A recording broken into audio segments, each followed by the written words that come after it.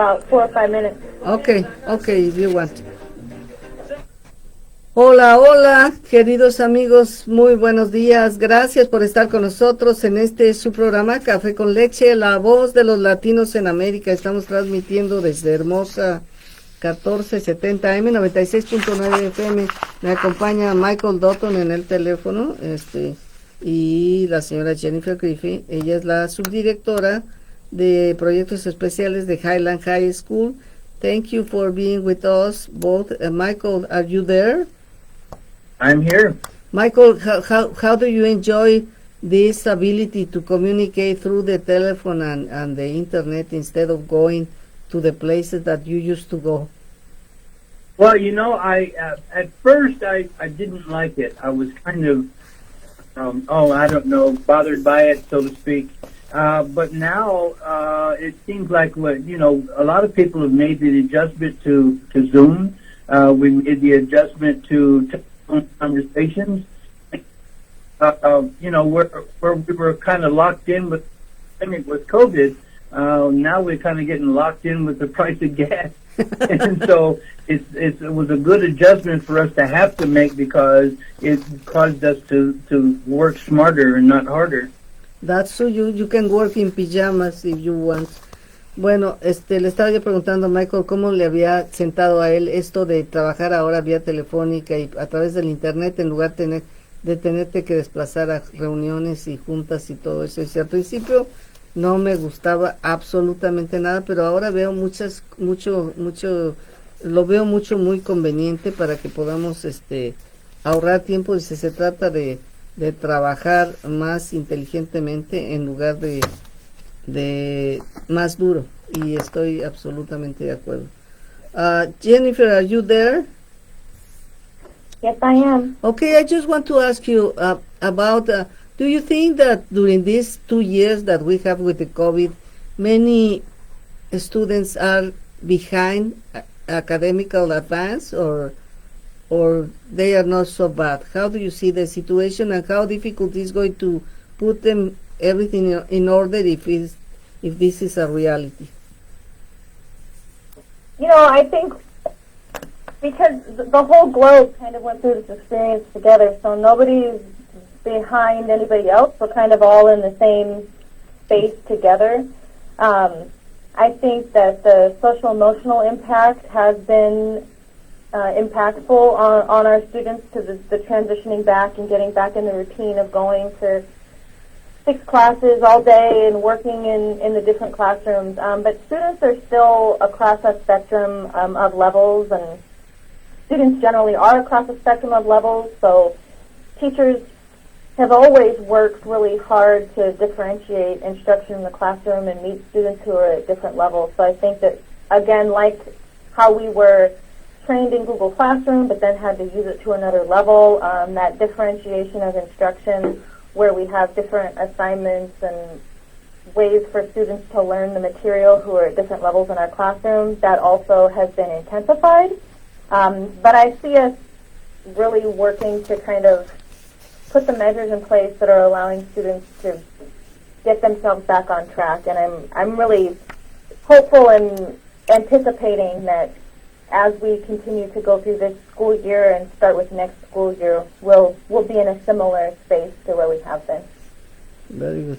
Le preguntaba yo si ella cree que en estos tiempos, 2 años que hemos estado bajo la situación del COVID, los estudiantes se han retrasado, algunos estudiantes se han retrasado en el aprendizaje académico, y dice, bueno, dice, igual que todo el mundo pasamos por la misma situación y ha sido una etapa muy difícil, pero dice, así como hay estudiantes siempre que van bien, hay otros que quedan rezagados, pero ahora que estamos haciendo la transición nuevamente a regresar al campo, por eso estamos reforzando tanto el que tengan tutores, para que los jóvenes que se han quedado retrasados puedan rápidamente reincorporarse a lo mismo. Estamos evaluando la situación para ver cómo ha sido, pero nuestra intención es poder ayudar a todos para que puedan recuperarse si están retrasados, y eso lo vamos a hacer a través de este año, y seguramente el año siguiente todavía vamos a estar trabajando en lo mismo. Now is your turn, Michael.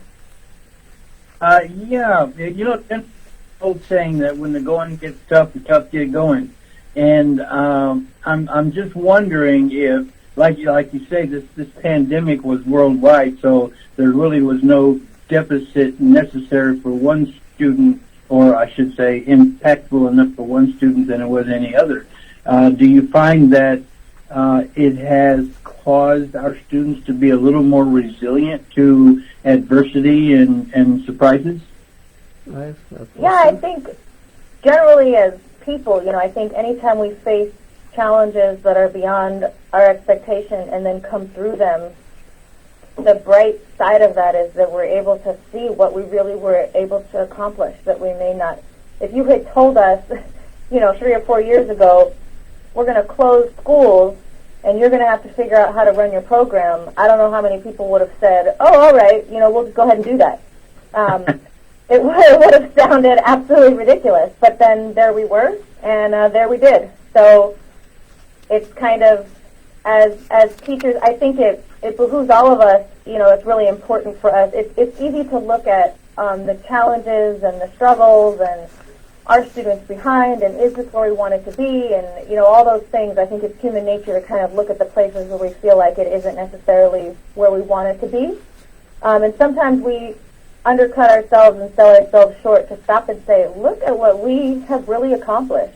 And the more that we can remind students of what they have accomplished, and teachers of what they have accomplished, and educators, vice principals at every level, because there are adjustments and challenges that we're facing, but what we have overcome and persisted through is amazing. And the more that we can feel that and know that within ourselves, I think is better for all of us as we move forward.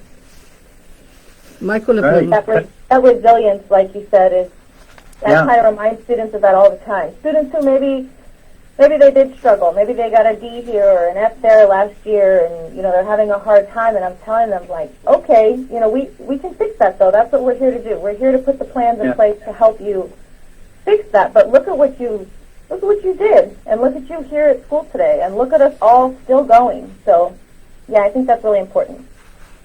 And they're all dragon slayers. They just don't know it.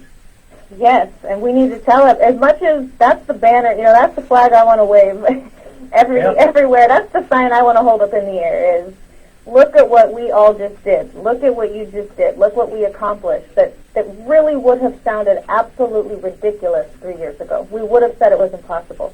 And yet we did it and are now on the other side of it. So it's kind of amazing. Bueno, Michael le preguntaba si él cree que los estudiantes en general se han vuelto más resistentes por todo lo que hemos pasado. Dice, definitivamente, dice, yo creo que en general este periodo de 3 años, dice, si nos hubieran dicho hace 3 años que iban a cerrar todas las escuelas y que íbamos a tener que ver cómo le íbamos a hacer, hubiéramos dicho, no, esto es imposible, pero bueno, ya nos dimos cuenta de que sí somos capaces de hacerlo, y cuando veo a los jóvenes que están batallando con se sacaron una D o una F, les digo, miren, no se preocupen, estos han sido tiempos muy difíciles y hay todos los elementos, todas las herramientas para que puedan superar esto, porque todo, absolutamente todo tiene solución y le podemos ayudar. Hay muchísima ayuda para resolver los problemas, así es que para estos tiempos difíciles lo que tenemos que hacer es mirar hacia atrás y darnos cuenta de qué es lo que hemos logrado, porque esto es absolutamente increíble. Si nos hubieran dicho esto hace 3 años y hubiéramos dicho, no es imposible, es ridículo, y sin embargo lo hemos completado y hemos avanzado muchísimo. Así es que eso pues nos da a todos, tenemos que tener conciencia de este gran reto que hemos superado como ellos como escuela, nosotros como comunidad, y darnos cuenta de que todo se puede resolver si se tienen las ganas, si se tiene el deseo de resolverlo. So this is really, really, really good. Jennifer, do you think that we can have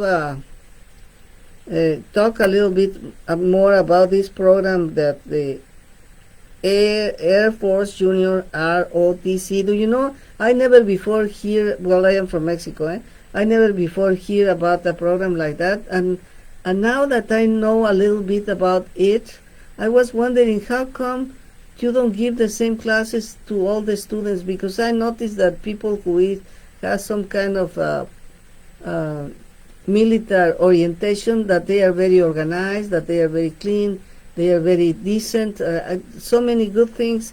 And I was wondering, is that possible to implement this program for everybody or not? Well, we have it as one of our program offerings, so we try to offer different programs and pathways for students who may have different interests. We also have a public service academy here at Highland High School. We actually had an ambulance that was donated to the school, and they work in fire safety and different classes like that. And then we have our different arts courses that we offer to students, and we have engineering classes that we offer to students.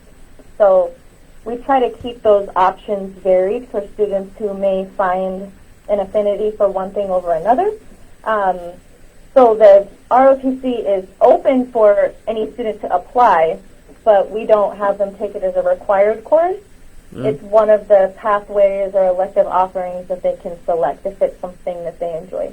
I like it, and this one and the AVID, I would give it to everybody because those are two excellent programs. Bueno, le estaba yo preguntando si este programa de la Fuerza Aérea Junior, que se llama ROTC, ¿por qué no se lo dan a todos los estudiantes? Si es un programa, bueno, yo veo que la gente que va a los niveles militares son muy organizados, son muy limpios, son muy amables incluso, ¿por qué no a todos? Dice, bueno, es una opción que tenemos, pero también tenemos muchas otras academias que son muy buenas. Por ejemplo, tenemos una de servicios públicos donde te enseñan a ser un servidor público. También tenemos programas dice, incluso hemos recibido la donación de una ambulancia y la usamos aquí. Tenemos también cursos de arte, cursos de ingeniería. Tenemos muchas opciones para que el estudiante pueda orientarse al campo que él desee sin ningún problema. Entonces, hay todas esas oportunidades. Le digo que a mí me gusta mucho el AVID program y de la Fuerza Aérea, para los que quieren estudiar para la Fuerza Aérea. We are going to take a break, the last break, and we will be back. Thank you. Okay. El abogado Ángelo Campano. Le subes por favor es como el mejor abogado del Valle del Antílope. Así que si sales lastimado en cualquier tipo de accidente, solo llámale al 661-945-5300 y él ganará tu caso. Y si no gana, no le debes nada. No esperes más. 661-945-5300, 661-945-5300. Ángelo Campano, el abogado en quien la comunidad confía.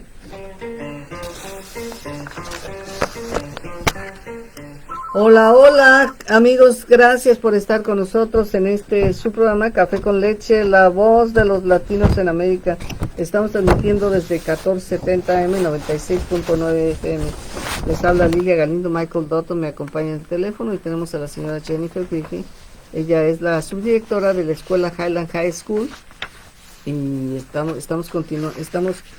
hablando de todos los programas que esta escuela ofrece para todos los estudiantes que tienen ganas de progresar. Jennifer, more or less like what are the demographics of the school? Do you have an idea? Yeah, we have approximately 60% Hispanic, and then we have about a 25% African American, and then a smaller percentage of white students and other ethnicities. Okay, le preguntaba yo ¿quiénes son los estudiantes demográficamente de esta escuela de Highland High School? Dice que hay aproximadamente... Our primary demographic groups with the largest percentages. Los 60% es aproximadamente hispanos, 25% de afroamericanos y el 15% de jóvenes blancos y otras razas.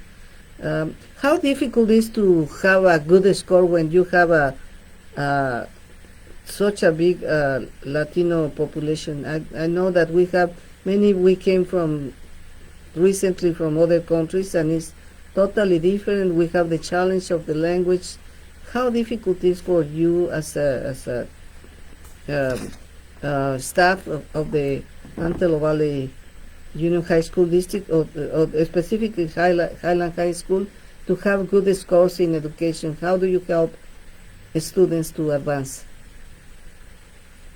We do have a very strong English learner program that starts at the district level that has a lot of support staff strategies and programs that are coming from the district. And then at our school site, we have a coordinator who's focused. She works both with students like you're speaking of who are newest to the country, who are beginners, who maybe still struggle with the language, and she has classes with them specifically that meet their English requirement, but they also have aides in the classroom who they know, who go to their classes to help capture the information so that they can assist them, you know, if they're going to their chemistry class or their Algebra 2 class.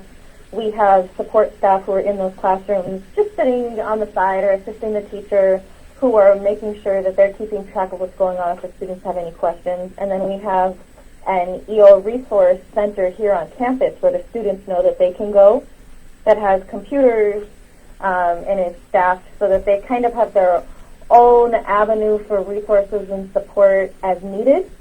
And then we take strategies out to our staff at large and share those strategies in professional development and in collaborative lesson planning so that we can make sure we're using best practices to support our students.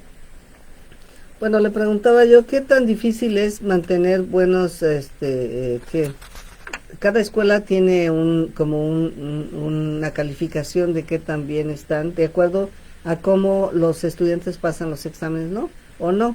Y le decía yo que qué tan difícil es con muchísimos hispanos, 60%, que muchos de ellos recientemente vinieron al país o que tienen dificultades con el lenguaje para tener un buen score. Dice, bueno, mire, tenemos una sección para los aprendices de inglés, para los que llegaron recientemente, y dice, y en la escuela también tenemos clases para los que necesitan apoyo. Así es que tenemos staff que les ayuda, computadoras también, y también programas para que ellos puedan ocupar más tiempo mejorando las áreas en las que están débiles. Do you know, then I see like a huge opportunity for the Hispanics to be successful because they can become bilingual and they can be successful really in a good career. That if you work right here, if you live in the Antelo Valley, there are so many opportunities to work in an aerospace company in which they pay excellent salaries in some way that you can forget about poverty and make a new kind of life for yourself, don't you think? Yes, it is such a benefit.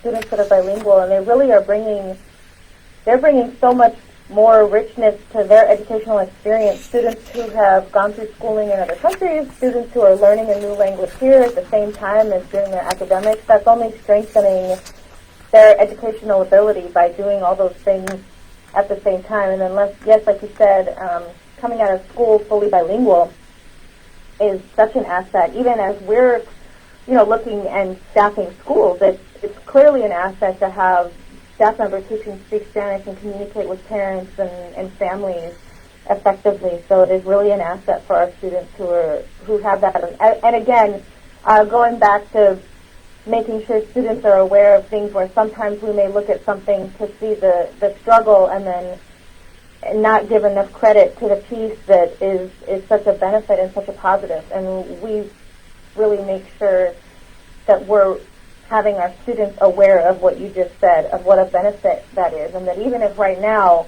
they're struggling through that piece of getting more comfortable for our newcomers with English in their courses, that as they go through that is really preparing them to be so ready for the workforce. Thank you. Bueno, estamos hablando, amigos, de la excelente oportunidad que ofrece para la comunidad hispana este tipo de escuelas, porque ofrecen carreras a la ingeniería. Tenemos muchísimas compañías aeroespaciales aquí alrededor. Aunque te cueste mucho trabajo aprender inglés o avanzar en la escuela, están los recursos ahí, no se queden.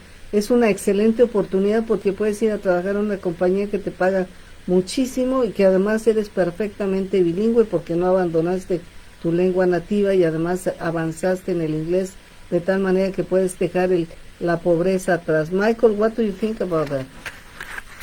Yeah, I think it's wonderful. I did an administrative program one time where there was some training, a bilingual program that they were doing some administrative training in down in Pomona. And much to my surprise, every one of us that was in that training was dropped into the training and they did not speak a word of English. Oh. And we had to figure out what was going on, what was being said, what was being asked of us, and the whole 9 yards in Spanish, in a totally different language. For those of us who are non-Spanish speakers, it was kind of a whoa, eye-opening experience for what these poor kids go through when they come to our country and they may not be proficient in English or may not be English speaking at all. And the adjustment and the trauma that they experience trying to figure out what side of the planet they're on is tremendous. And I have a lot of empathy. I had some anyway, but I developed more after taking that training. Michael nos está platicando de una experiencia que tuvo de un entrenamiento que era que para bilingües, pero el entrenamiento fue totalmente en español. Así es que me di cuenta de los retos que enfrenta una persona que no entiende absolutamente, dicen algunos estudiantes, que no entienden absolutamente nada de lo que te están diciendo y lo que significa para poder superar esos retos. But I think that when you really want, you have the desire to do whatever you want. More people that came from other countries looking for a better opportunity, and you really want to make it. So even reading the face of the trying to understand in another way that is not the language is what we did and that we do usually, because there is no other option. You have to survive and you have to be successful because we came to look for a better quality of life, I believe. Así es la cosa. Yes, go ahead, please.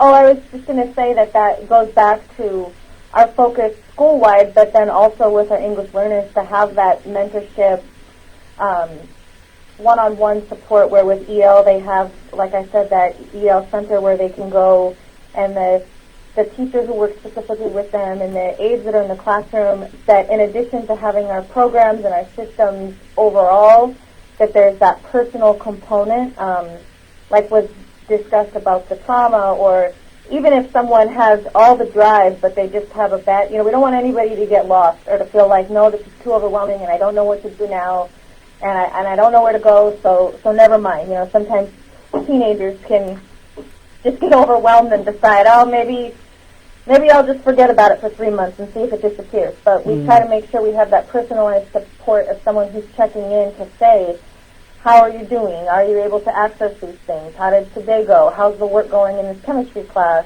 So that we can support students if they're having the personal struggle.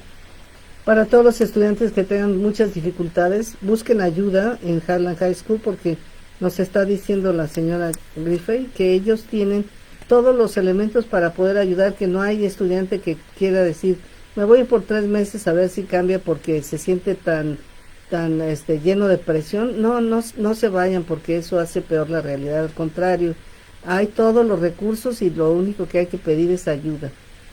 We have only 4 minutes. If somebody, Jennifer. I have one. Okay, yeah. I think it's a good one, Jennifer.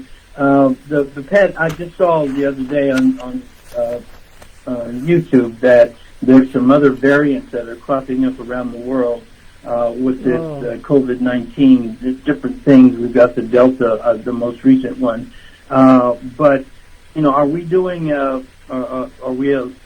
Are we set up to allow for inoculations on school sites for kids who want to get inoculated, just as another battle station against staving off another pandemic?